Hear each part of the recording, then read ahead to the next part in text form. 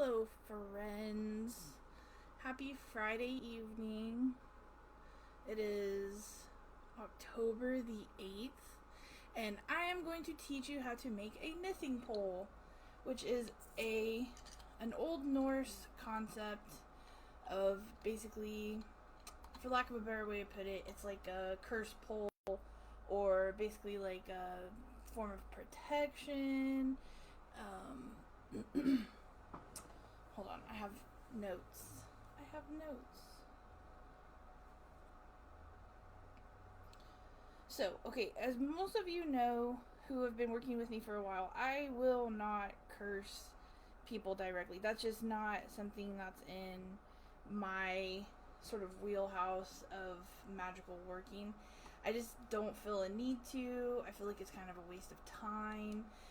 And honestly, if someone wants to get that serious with me, they can just come to my house and we can get into a physical fight. You know what I mean? Like I can hold my own. I don't really need to I don't have anything against people who do curse magic or hex magic. It just seems like it's a waste of my time. But I will employ defensive magic and ward magic. So defensive magic could be considered to the wrong or arguably the right person curse magic, and so could warding if people are trying to and come into my energetic space or cause problems for me. Those wards are going to do their job, and they're going to make people want to not do that anymore. So this is one.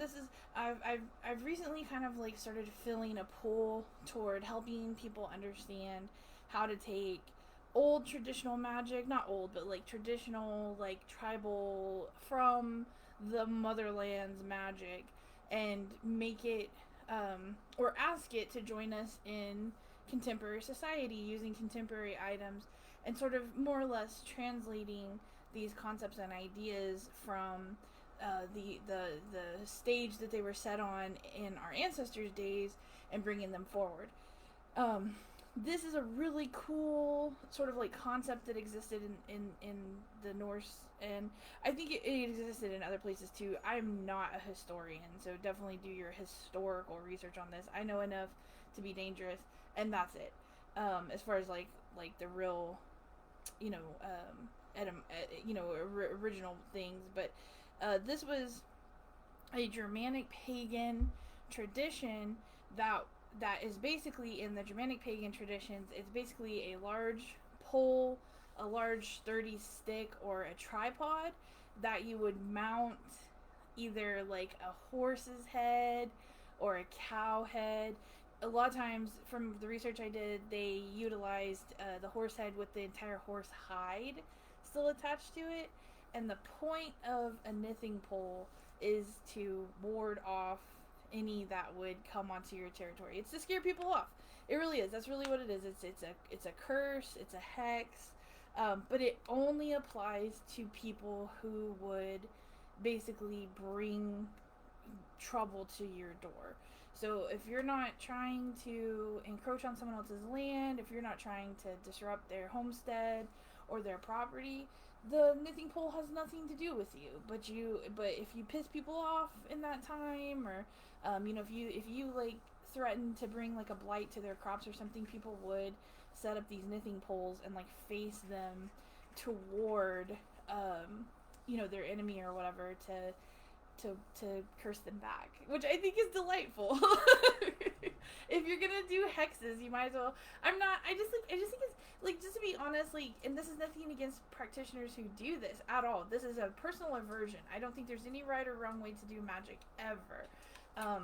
My opinions are my opinions, and I respect everybody's magic as they express it. I don't Just because I don't like something does not mean that it's not valid and absolutely a legitimate way of practicing magic. But like the jars that have like piss and shit and all that kind of stuff in them, that does not appeal to me. I just have like a strong aversion to body fluids, even like spit. Like I'll make fake stuff, like I'll make fake pee or fake, like when I was in theater especially, or when I was doing low budget film work, and it was low budget.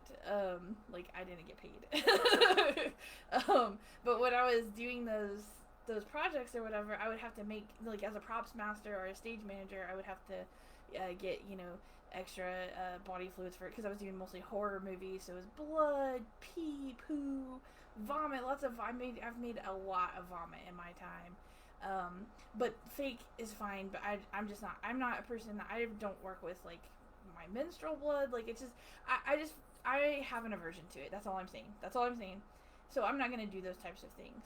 However, bloody animal parts and, like, bones and all that kind of stuff, I'm on board with those, but, like, I would rather use that stuff as like arts and crafts type of stuff, like make it beautiful, like make a wreath out of a cow skull instead of a knitting pole, and that doesn't quite justify the purpose of the knitting pole.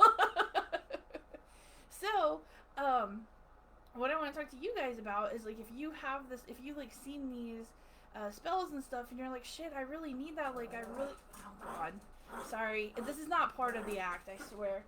Adam, Marcus! Adam! Quit! I don't even know who's out there. It is fucking dark outside, and if that is my husband, you are in trouble when you get back here. Adam! Quit! I gotta put something in the window to block him. Anyways, see, and then I lose my train of thoughts. This makes it very difficult! Oh, there are people out there who are needing these types of wards or repellents. Like there are people out there who are practicing younger witches who are just now opening up to these energies. And when you're just getting into this type of stuff, that is the most important time for you to be doing wards. And that's why they tell you to cast a circle. I don't cast circles. I don't need to. But, like, in the beginning of someone's practice, I usually do advise that they put either hollowed ground, which would be like dirt from a sacred area, a cemetery, even a church. If people are going there, they believe it's holy, take some dirt from there. That's hollowed ground. To put around your space, to put around your home, or to put around, don't put salt outside. That's why I say using hollow ground. Or if there's dirt that's really important to you, like the Oklahoma red soil that I use, that's very important to me. So that is my own form of hallowed ground, and I'll use that instead of salt outside. That's very, very important for new practitioners. So are things like knitting poles, or curse repellents, or using iron to repel. Like you can work with the Fae eventually, but like even like when you're first starting out, I don't suggest working with the Fae unless like you have Fae in your bloodline, because you got to learn their little tricks and the tips on how to work with them to not get yourself into trouble. For stuff like that, knitting poles are very, very effective magic. You're repelling what you don't want or what will bring you harm, and you're leaving space when the things that are trying to bring you bad vibes are like not able to breach your energetic field. That leaves more space for you to get clearer messages from the things you do want to talk to and be involved with at that time. So they're very effective, powerful magic. But who wants to skin a whole cow, right? Or a whole horse? Not me. Who has the time these days, right? So I'm bringing you tonight a modern take on a traditional, important form of Old Norse magic.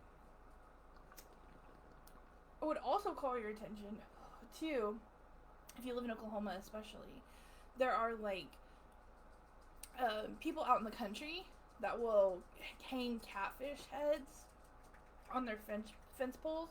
I know you know what I'm talking about. I'm sure this happens in a lot of rural places, but I grew up in Oklahoma, and other Oklahomans that I grew up around, they will know what I'm talking about too. Same fucking concept. That's a modern take on a knitting pole. Those dried catfish heads and stuff like that, that's a knitting pole. That, when you see that, you immediately think, oh, I probably like don't want to go there. You know what I mean? Like anything that kind of like puts that idea in your head of like, oh, danger, I don't want to go there, that can be considered like a modern take on a knitting pole. But we're gonna get ultra modern with it tonight, because not everybody wants to hang catfish heads around their property either, and I understand that, but we still need to be able to access this magic. So here we go. Here's what I've got for us. This is just a simple wooden spoon, and I had already gone ahead and put the skull on it, and I attached the skull with resin. So this is part of this like forever. I wanted to sculpt like a little gargoyle, but polymer clay will not last outside. It is UV sensitive, so it'll fade and crack and all that kind of stuff, and the heat will the heat will fuck it up, warp it and stuff like that. But the resin will be fine, and I will be hanging this outside. The reason I chose the wooden spoon is for the it's like a paddle. Like there are everything that I do is like hyper layered. Like the meanings are very very layered. So like this is like it's got the skull on it to repel. It's also the shape of like a paddle to like tell people like there will be discipline if you come to my house trying to start some shit. And then what I'm gonna do with you tonight is I'm gonna put runes all the way down the handle. And I wanted to show you, because I am going to be using runes, I wanted to show you the difference. When you first start out with runes, any rune can be tuned for pretty much any reason if you word it correctly. Like I could be speaking too broadly on that, but I strongly feel that if you really gotta be paying attention to what you're using runes for, because you want to be making sure that you're using the right, like, words are spells. The Norse people were very into the way of saying certain things, and as far as like having like double meanings and stuff like that. So you want to be doing your research on how these runes apply to your situation before you just pick one. However, with defensive magic, which is what a Nithing Pole is, that's what we're going to use it for. This is not offensive magic. I'm not pointing it at someone and saying a curse on you. I'm saying if you come here, there are repercussions. So, there are 2 runes that embody the concept of defense. And I'm going to explain to you the difference between them, because we're going to be using one and not the other. But when you first get introduced into runes, if you haven't worked with runes before, some of the first stuff that people tell you is, oh, this rune is for defense, and that is this rune. And that's Algis, or the stag rune. In the Armanan tradition, which is the charm tradition, which there's more to it than just that, but it goes off of like the actual charms in the Havmal. This rune represents mankind. This is a protection rune, and it can be used as protection, but this is more of like a kind of like a patronly, or just like a shield of protection, like the Algis Yalmer is a circle of these, and it's meant to be like, like I have the umbrella protection of the gods or whatever, and that's very nice. That's very wonderful. This is a wonderful rune. I use it a lot. This rune, when your enemy encounters this rune, the feedback they're gonna get from this is fuck you. So yeah, it's effective. Like, they're gonna see that and they're gonna be like, oh, well, fuck you too, buddy. But we don't want that for ours, right? We want to have more protection than that. I can't remember where I wrote it. Okay. So we're going to be employing Torasas. Torasas is the other rune of protection. Like I said, any rune can be pretty much tuned for any reason. You just have to use the words correctly. But these 2 runes are the most commonly as understood as being defensive runes, or runes that are meant to protect. The difference between Algis and Torasas is that this rune is defense with the coupled threat of retaliation. So if this rune is fuck you, this rune is fuck around and find out. So that's why we're going to be using Torasas. And what I'm going to do is I'm actually going to wrap, I'm going to use my heat gun, or my soldering tool, and I'm going to wrap the like a band of those around the spoon all the way down to the end. So let me get that started real quick, and I'll do my best to get it on to show you guys, but I've never done this type of stuff on camera, so your guess is as good as mine as how good or poorly this is about to go.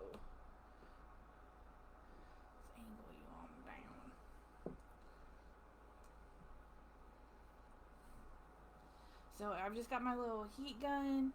This is more kind of just something that I kind of just like shoot from the hip from. So I didn't do any previous sketching or anything, because you kind of want to have that like scraggly, me anyways, you may not, and that's okay too, but I kind of want to have that like scraggly, like, oh, you're gonna try and come here to my house and fuck up my high, you're gonna crash my vibe? I don't fucking think so. I think you're gonna stay on your side of town and like tell your pole like what you want, like tell it what you expect. This is part of it. I know I'm not really explaining it, I apologize, but like I said, I don't normally do this stuff on camera, but like tell it like, oh, these motherfuckers think they're gonna come here and they're gonna encounter you? I don't think so. That'll be the worst day of their life if they do that. Because like you're tuning it by talking to it. It's like how they say like when you talk to plants, same thing, runes like to be spoken to. So give it permission to like fuck them all the way up. And that's a spell. That's a fucking spell. Like literally you can just say, you don't have to. I see all these like videos. That's why I'm trying to make more of these videos for you guys. I always thought that my magic was boring. Not boring in a sense of like I'm doing magic. That's exciting. But like I don't need all of the special shit to do my magic. I'm just kind of like bibbity bobbity, this is what's going on now. But that's because I just have like a very strong belief in my gods, in myself.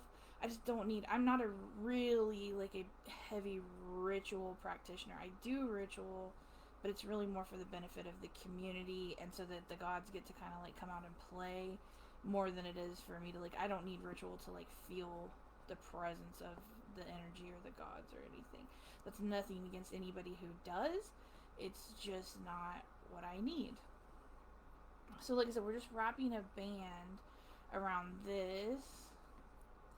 And the reason why we're doing that is because of the way that the Thurisaz rune looks. And this is the rune, well, it's the rune of Thor, but it's also, it's got multiple meanings. They all have multiple meanings, of course they do, right? Can't just be, I guess to be fair, because Odin is telling me, you know why there's so many. I guess to be fair, that was a lot of information to pack into originally 18 runes. So I get it. It's fine. Okay, so what we're going to do right here is I'm going to start with one just right down here. And it's going to hang the other way, but I'm just trying to get a better angle on it.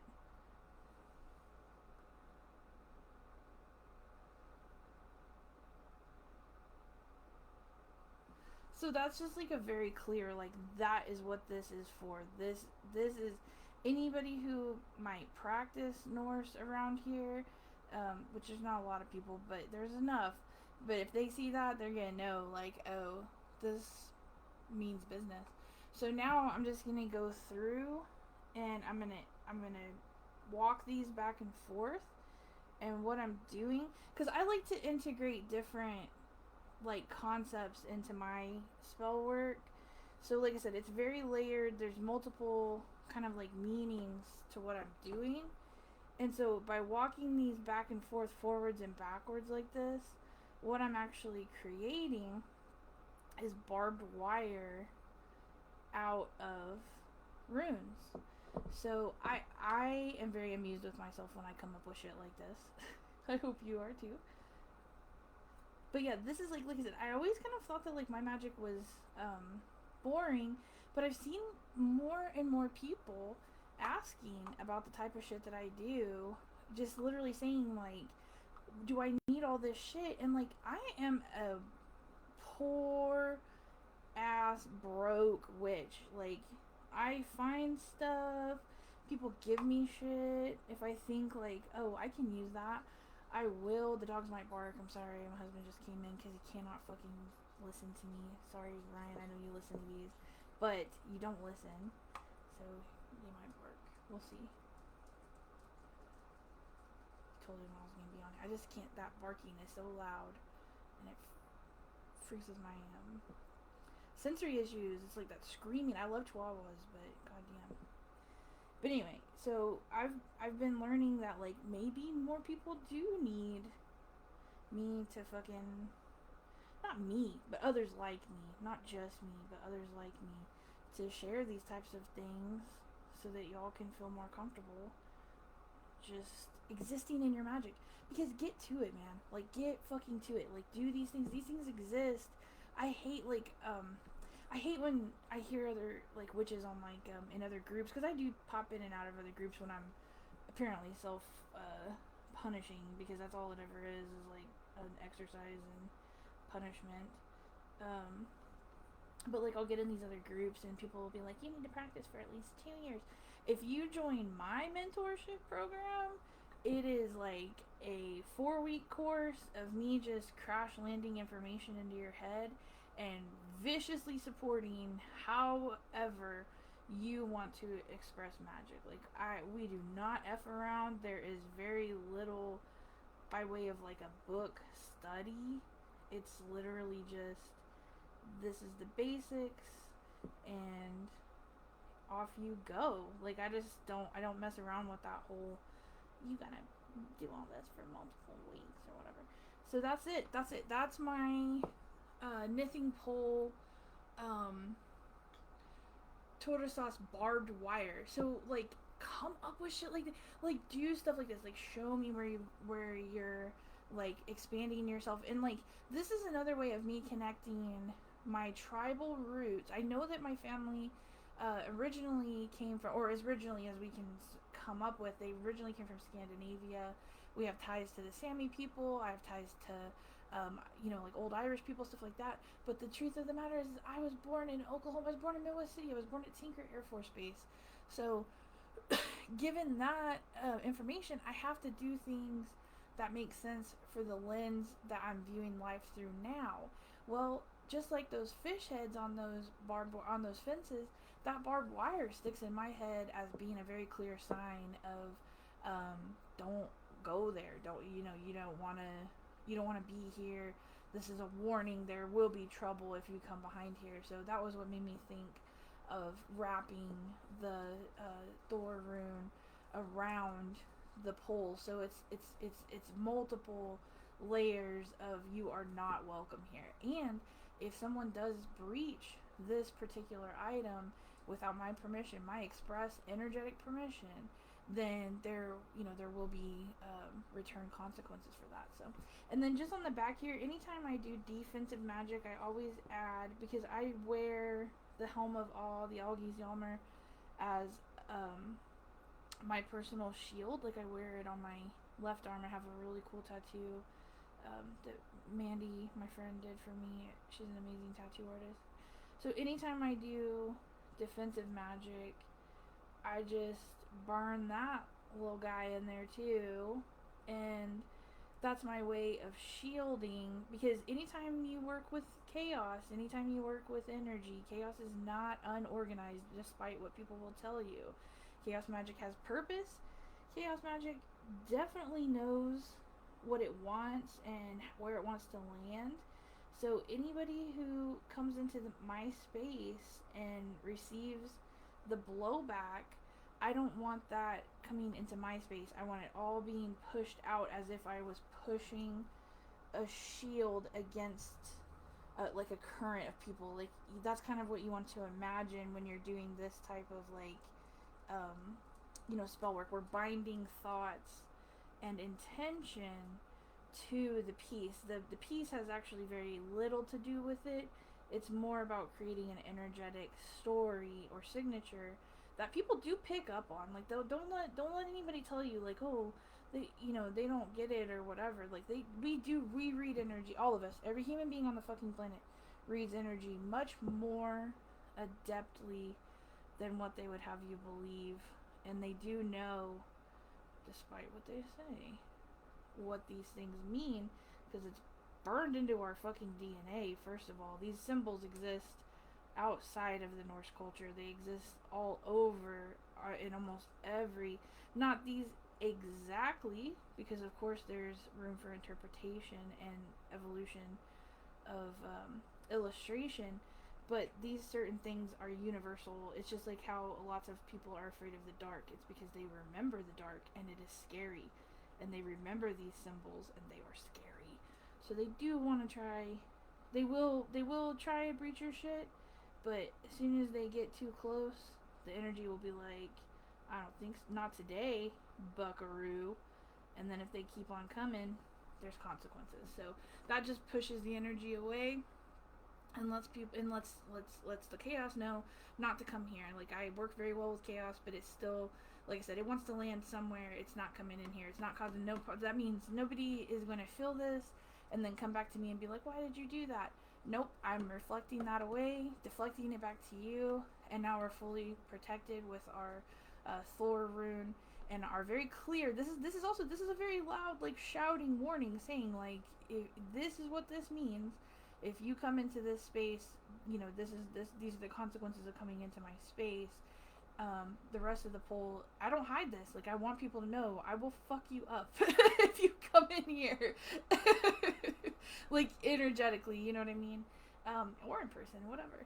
And then the last thing I'll do with this as just an extra, because I do believe, once again, in the power of bringing these concepts into a modern narrative.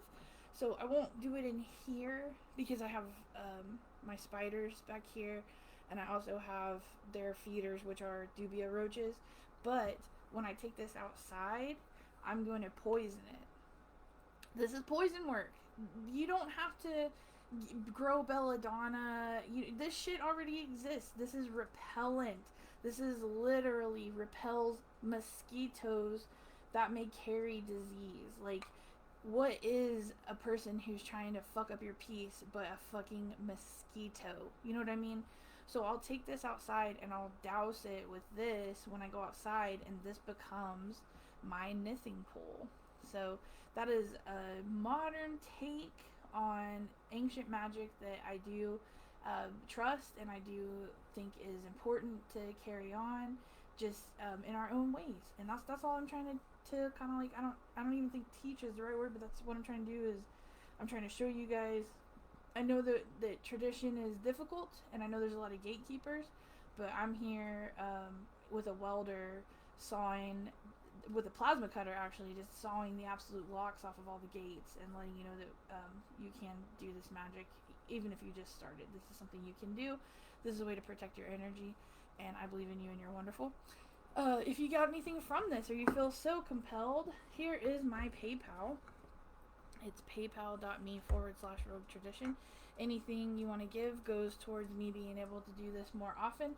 The less I have to worry about keeping the lights on, the more I can connect to spirit and the more I can bring these messages to you. I also have Venmo at Rogue Tradition. If you have any questions, let me know. If you want to ask them in the video, I can respond in the video. That way, if other people had questions, I can answer them there. I appreciate you guys. Thank you for coming, and happy Friday.